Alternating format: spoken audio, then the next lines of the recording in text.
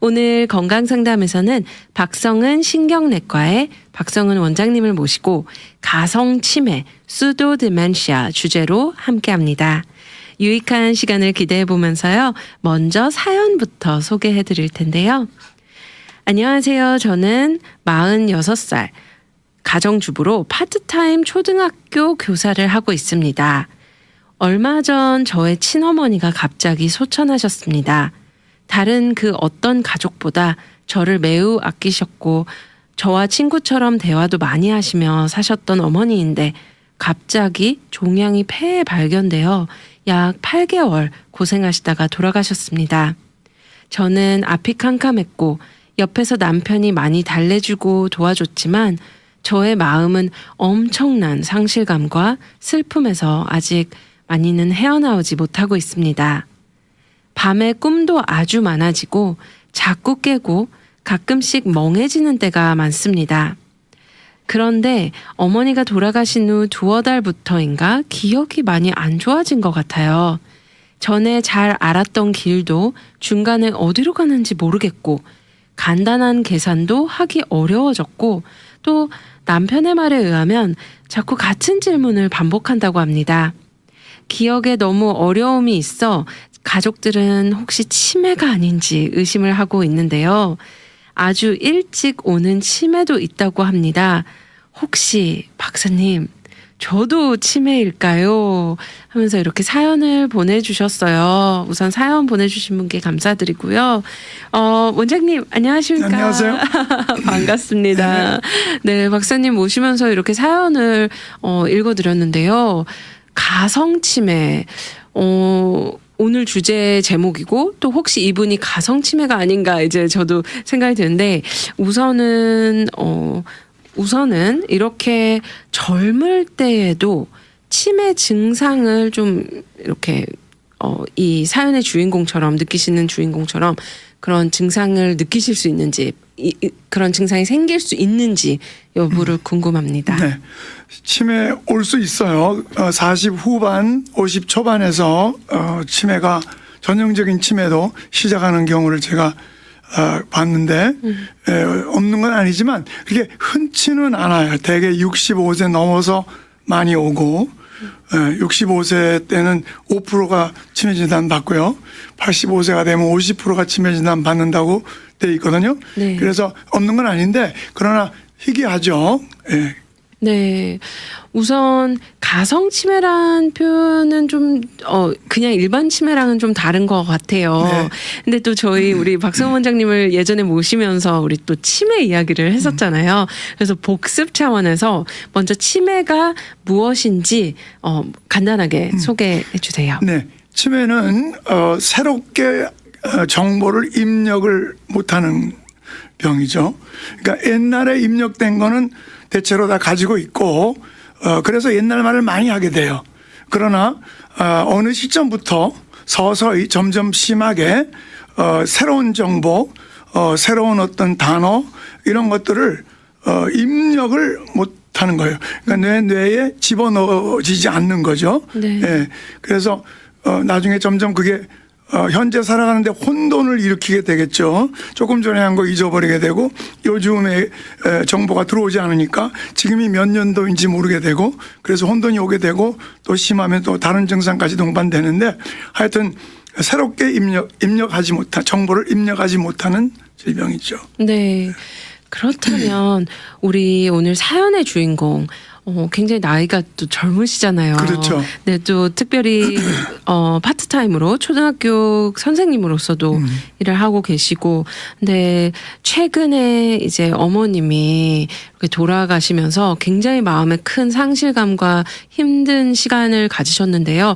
혹시 그러면서 그로 인해서 많은 스트레스로 인해서 혹시 치매 초기 단계가 아닌지 좀 그런 부분을 이제 의심해요. 네. 가족분들께서도 그 본인도 두렵고 어떻게 보시나요? 네. 그러니까 이제 우리가 가성치매라고 이제 오늘 제목을 붙였는데 가성치매 즉 말하자면 가짜 치매예요. 네. 네. 수도라고 영어로 이제 말하면 가짜란 뜻이죠. 네. 네. 근데 이제 우리 정서가 굉장히 파워풀하죠. 그래서 사실은 처음에 어릴 때 내가 어태치된 것이 굉장히 중요하고 또 부모님과의 그 관계가 그렇게 중요하고 그렇죠. 근데 이제 이분은 특별히 이제 어머니하고 굉장히 긴밀한 관계였기 때문에 어머니를 잃은 상실감이 굉장히 깊이 심하게 다가온 거예요. 네. 그래서 정서에 이제 많은 그 불안정이 초래되면서 이제 그것이 어떤 일을 야기하는가 하면 집중력을 떨어뜨리게 하고 그리고 기억력 손상까지 새롭게 입력하지 못하는 단계까지 오게 되는데 이게 생각보다 꽤 많아요. 예, 근데 이제 예를 들면 우리가 큰 발표 같은 거 할 때 특히 우리 영어 이렇게 서툴 때 나가서 발표할 때 굉장히 긴장하잖아요. 저도 그런 경험 참 많았는데 갑자기 앞이 하얀 경우예요. 뭐 내용을 굉장히 준비 잘했고 뭐 다 아는데도 이게 혹시 또 영어가 이렇게 후지게 들리지 않을까 싶어가지고 굉장히 그냥 긴장하다가 그냥 앞이 하얗게 되고 아는 단어도 안 나오고 이제 그런 거와 흡사한 거예요.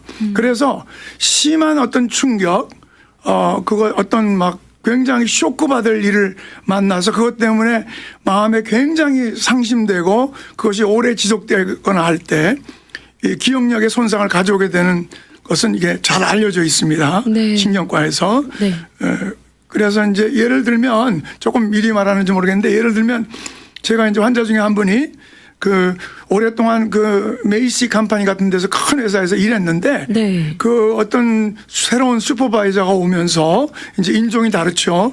그런데 와서 자기 사람들 데려오려고 거기서 열심히 일하고 돈 월급 많이 받은 분들 하나씩 다 쫓아내는 거예요.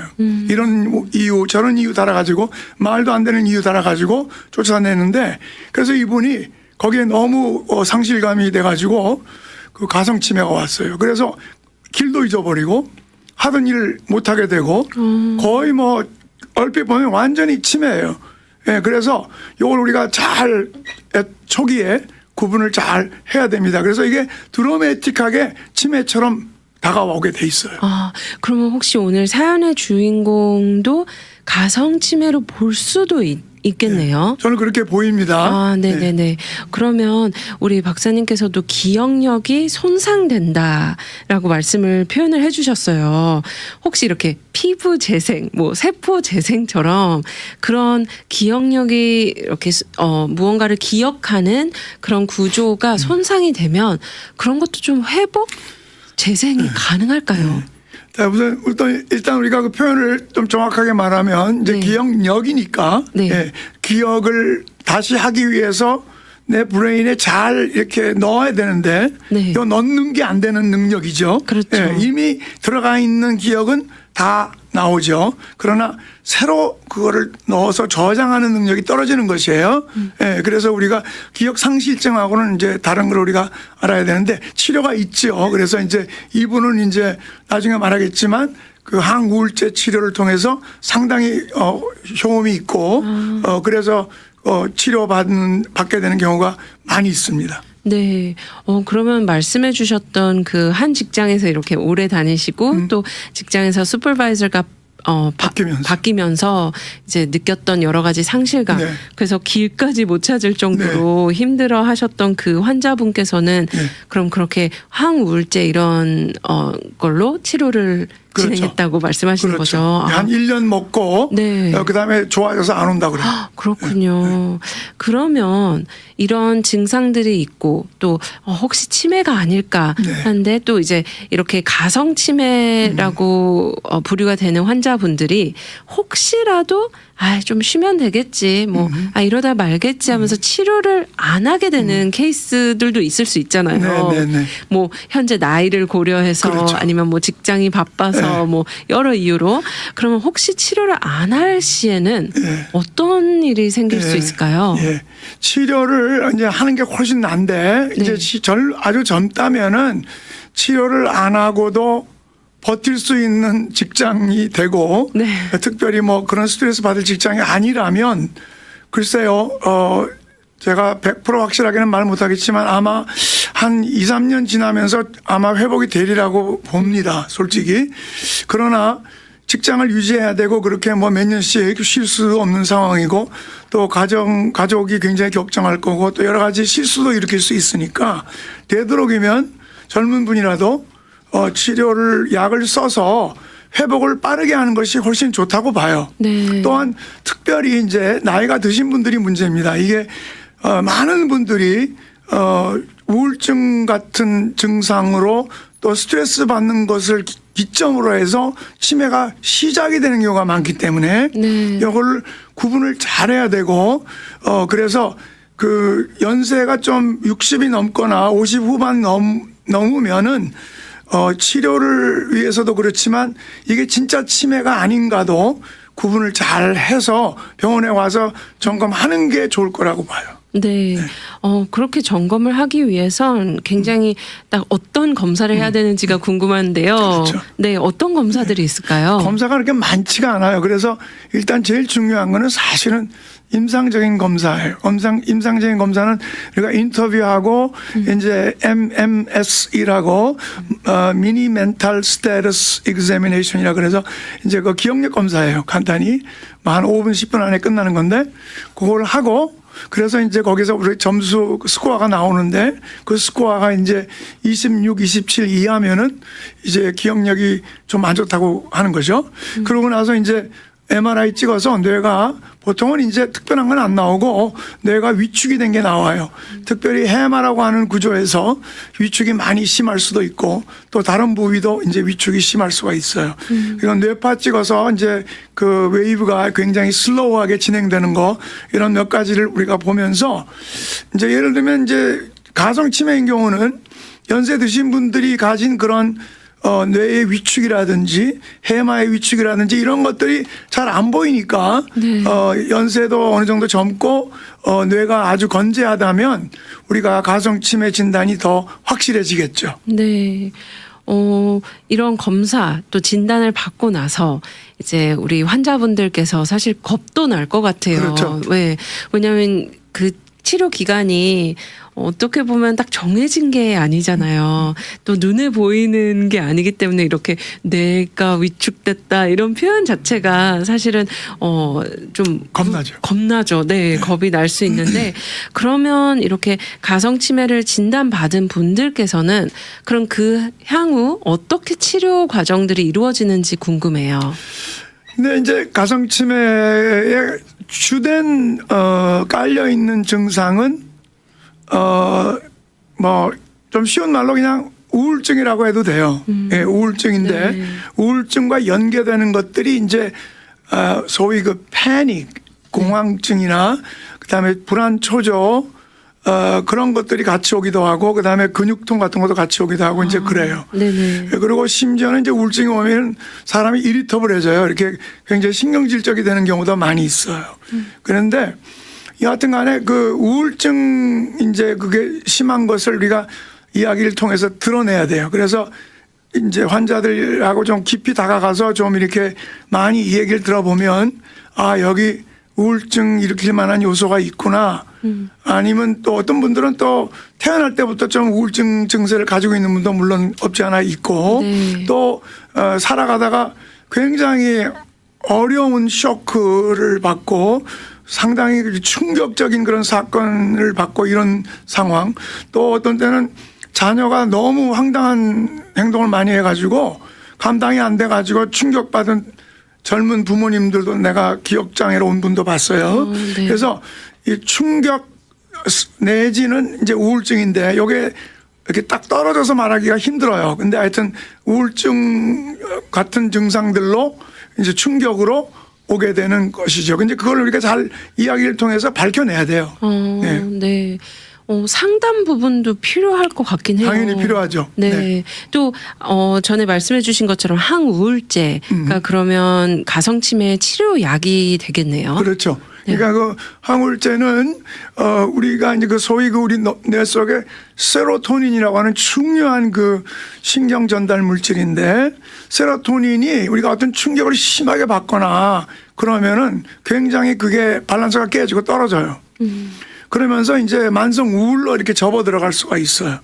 세로토닌이 충분해야 어느 정도 이 사람의 그 어떤 그 기분과 혹은 의욕 같은 것이 이렇게 유지가 되거든요. 네. 근데 이제 충격을 통해서 쉽게 우울증으로 또 세로토닌이 많이 떨어져 가는 체질이 또 있어요. 어떤 분들은 또 까딱도 안 하는 사람도 있는데 뭐 나쁘게 말하면 둔한 거고 나쁘게 좋게 말하면 단단한 거고 하여튼 그래서 그런 것들이 이제 그 세로토닌 밸런스를 맞추기 위한 약이 바로 항우울제예요. 그래서 항우울제를 이제 일정 기간 최소한 6개월, 1년 이상 써야 되는데 자, 문제는 이제 항우울제에 대해서 이제 한국 분들이 굉장히 거부감이 있어서 이제 그게 좀 문제고 네. 그래서 저는 설득을 하는 시간을 많이 가지고 그래서 꼭 쓰도록 이렇게 권장합니다. 네. 그러면 가성치매는 이렇게 좀 더 깊이 들어가서 보면 우울증 증세가 아무래도 있으신 분들 충격 어떠한 맞아요. 큰 충격에서 이루어지는데 네. 또 생각보다 요즘 우리 젊은 분들께서 공황장애로 네. 굉장히 많이 힘들어 하세요. 네. 저희가 겉으로 볼 때는 다 이렇게 괜찮아 네. 보이지만 네. 정말 정신적으로 너무 아파하시는 분들이 맞아요. 많으세요. 네. 그런 증상에서도 이렇게 가성치매로 더 디벨롭 될 수도 있는 거죠, 이제 박사님. 그러니까 이제 그 공황장애가 말하자면은 네. 가성치매로 많이 뻗쳐가는 사람이 있고 어떤 사람은 불안초조 공황증으로 가는 사람이 많아요. 있어요. 네네. 그래서 사실은 연결이 돼 있고 공황증이 자주 오는 사람은 기억력 안 좋아요. 집중력이 떨어져요. 네네네. 그래서 우리가 시험을 해보면은 특별히 그 특징적인 기억력 장애가 뭔가 하면 집중이 안 돼요. 네. 그래서 우리가 집중 검사를 위해서는 대개 우리가 숫자로 많이 검사를 해요. 네. 그래서 숫자를 뭐 4자나 5자 말해주고 거꾸로 해보라든지 뭐 그런 거는 머리를 이렇게 집중을 해야 되거든요. 근데 그런 게 굉장히 약하고 물론 이제 방금 한 거 뭐 몇 단어 말해보라 그러면 잊어버리고 이제 그런 것도 물론 나오고요. 근데 집중력이 떨어지는 것이 특징 중에 하나예요. 그래서 이게 한 군데 집중이 안 돼서 책을 읽어도 소리 내서 읽어도 자기가 뭘 읽은지 몰라요. 네. 그러면 혹시 또 우리 요즘 또 키워드 중에 하나가 성인 ADHD예요. 네. 혹시 이것도 연관관계가 있을까요? 그거하고는 조금 달라요. 네, 조금 그거는 다른데 네네. 저는 개인적으로 ADHD를 너무 남발하지 않나는 생각이 약간 들어요. 네네. 네, 그렇긴 한데 네. 뭐 조금 뭐 집중 못하는 사람들은 뭐 조금 뭐 공부하기 싫어하는 사람들은 무조건 ADHD로 보는 경우도 꽤 있어요. 왜냐하면 옛날식으로 진단하는 이름을 되게 싫어해요. 거부해요. 또 극심한 경우는 뭐 예를 들어서 멘탈 리타르데이션 이런 거 다 요새는 잘 안 써요. 네네. 멘탈 리타르데이션은 주로 그냥 오티즘이라 그래요. 전부. 네, 오티스틱하다 그래요. 그러면 그거 다 멘탈 리타르데이션이고 뭐 디벨롭멘탈 딜레이 뭐 그렇게도 이야기합니다. 물론 오해하시면 안 돼요. 모든 사람이 다 멘탈 리타르데이션이야 그런 뜻은 절대 아닌데 하여튼 기억력이 약하고 집중력이 떨어지고 이렇게 한 군데 집중을 못 하는 거예요. 예, 그래서 이제 그걸 물론 그 특징이 오티즘의 특징이기도 한데 근데 이제 보니까 이제 ADHD 진단이 좀 너무 많지 않은가 하는 개인적인 생각은 있어요. 네네. 아마 나보다 그거는 정신과 의사분들이 더 잘 아실 거예요. 네. 네, 그렇긴 한데 뭐 제가 틀릴 수도 있습니다. 네. 네, 그렇긴 한데 그거하고는 조금 구분해야 돼. 네. 저는 이렇게 우리 박사님께서 명쾌하게 답변을 해주셔서 너무 감사한 게 저희가 이렇게 TV쇼나 예능 프로그램이나 여러 건강의학 정보 프로그램들을 보다 보면 요즘은 너무 정보를 많이 그렇죠. 얻다 보니까 이렇게 기억력과 관련되면 또 막 이렇게 모든 게 연관이 지어지잖아요. 그래서 오늘 이 시간에 성인 ADHD랑은 또 무관한 그거하고는 관련 못 지어요. 확실히 네. 그래서 가성치매에 대해서 이야기를 하면서요. 그러면 가성치매를 앓고 있는 환자분들이 꽤 많은 것 같은데요. 느낌이 어떤가요, 원장님? 부지기수는 아니고 네. 심심치 않게 온다고 표현해야 될 것 같아요. 예. 그리고 이제 중요한 게 뭔가 하면 그 이제 연세 드신 분들이 우울증을 처음에 시작으로 이렇게 치매로 들어가는 분들이 꽤 많기 때문에 네. 이게 이제 우울증이 이제 같은 우울증이잖아요. 그래갖고 가족들은 이제 남편분이 돌아가시고 와이프가 돌아가시고 아빠가 갑자기 기억이 약해지시고 집중을 못 하시고 막 힘들어 하신다. 그러면서 그냥 어머니 돌아가셔서 많이 우울해지셨다고 데리고 오는데 사실은 저 자신도 프랙티스 초기에 많이 속았어요. 그걸 말하자면 쉽게 말하면 그분들은 막 우울증 치료를 먼저 막 제가 시작했는데 나중에 보니까 치매로 들어가시고 가성치매인 줄 알았는데 가성 치매인 줄 알면 제가 이제 항우울제를 집중적으로 이제 드리면서 돌아오기를 바라는데 결국은 못 돌아오는 치매로 들어가시는 거예요. 그래서 이게 중요한 게 뭔가 하면 연세 70 정도 이렇게 넘어가시면서는 가성 치매로 굉장히 그런 것 같이 오셔도 이것이 치매로 들어갈 가능성이 높다고 생각을 해야 돼요. 그래서 네네. 우울증 물론 치료해야 되지만 그러나 이것이 뭐 6개월, 1년 치료하고 돌아온다고 말하기 힘들 경우가 꽤 있다는 거 우리가 네. 알아야 돼요. 제일 중요한 거 처음부터 예방인데요. 네. 안 걸리는 방법이 있을까요? 예, 안 걸리는 방법 그러니까 지식이 중요하죠. 예, 네. 뭐 옛날부터 아는 것이 힘인데 이제 미리 이런 것을 알고 빨리 항우울제를 저는 쓰라고 권하고 싶어요. 특히 우리 한국 분들이 항우울제에 대해서 거부감이 많아서 제가 굉장히 힘들어요. 근데 항우울제 사실 뭐 부작용 그렇게 많지 않습니다. 대부분 통증에도 쓰고요, 두통에도 쓰고요, 그리고 끊을 때 그렇게 어렵지 않습니다. 그렇기 때문에 이건 세로토닌 밸런스를 위한 약이기 때문에 그렇게 생각하고 항우울제 처방 받으면 열심히 쓰셔서 빨리 회복하고 정상화되는 것이 네. 그것이 훨씬 좋습니다. 네. 말씀해 주신 것처럼 항우울제가 꼭 부작용이 아니라 또 이렇게 우리 의사 선생님께서 추천을 할 때에는 권할 때에는 안전한 양에서 그럼요. 또 하기 때문에 우리 듣고 계신 많은 분들께서도 꼭 전문의와 상의를 하면서 그렇죠. 네, 선택을 하시면 좋을 것 같습니다. 그러면 우리 박사님과 이야기를 나누면서 아무래도 한국 분들께서 좀 항우울제를 꺼려 하신다고 맞아요. 그랬는데요. 네. 특별한 이유가 있을까요? 그러니까 항우울제 네. 그러면은 정신과 약으로 딱 레이블을 하고서 이게 무슨 정신분열이나 뭐 이런 거하고 연관을 자꾸 지으려는 마음이 있어요. 네. 한국 분들은 정신과 병원 갔다는 사실 자체를 숨기려고 하고 정신과 병원 절대로 안 가려고 그러잖아요. 그게 하나의 오명이 된다고 생각하고 사실은 삶에서 좀 어렵거나 굉장히 이렇게 자기가 스트럭을 하고 심하게 스트럭할 경우는 정신과 선생님들한테 도움을 많이 받을 수가 있어요. 왜냐하면 내가 못 보는 부분을 보게 하거든요. 네. 그러니까 그분들이 상담을 배우기 때문에 내가 미처 생각하지 못한 부분을 깨닫게 함으로 인해서 굉장한 유익을 얻을 수 있고 네. 또 내 마음속에 어려운 부분 뭐 우리 목사님들한테도 물론 얘기하셔야 되고 기도 부탁도 해야 되고 다 해야 되지만 또 전문 분야가 있으니까 그분들한테 내 속에 있는 걸 다 털어냄으로 인해서 하나의 뭐 단순한 카타르시스를 넘어서서 치료의 유익이 있습니다. 그래서 그런 경우에는 이제 중요한데 다만 이제 이 항우울제는 우울증 같은 경우는 상담도 물론 필요하겠지만 그러나 약이 굉장히 3분의 2 정도로 중요하다고 돼 있어요. 네네. 그래서 특별히 이제 그 기억력과 관계될 때는 물론 필요에 따라 상담도 받으시는 거 권하지만 그러나 약 쓰는 걸 절대로 간과하면 안 돼요. 빨리 약을 써서 이제 치료를 받아야 되고 제가 이제 그렇게 자주 묻죠. 환자들한테 우리 뇌가 0입니까 6입니까 그렇게 물어봐요. 그럼 6이라 그래요. 그렇죠. 뇌는 육신이에요. 그래서 우리가 이 세상에서 크리스찬들도 다 어려움을 만나고 꼬집으면 아프고 어머니 돌아가시면 슬프고 이제 우리가 너무 과도하게 슬퍼하고 뭐 이러는 거는 조금 신앙에 위배될지는 모르겠어요. 하지만 우리 똑같이 아픈 거예요. 그렇기 때문에 우리 육신을 입은 이상 이 3차원의 세계에 우리가 사는 이상 우리가 필요한 약을 쓰고 필요한 모든 치료를 받아야 돼요. 그 야고보서에도 기름을 바르고 기도하라 그랬고 또 사도 바울도 디모데에게 포도주를 위장을 위해서 조금씩 쓰라 그랬어요. 분명히 성경이 약을 권하고 있어요. 필요에 따라. 그러니까 항우울제 뭐 대단한 약 아니고요.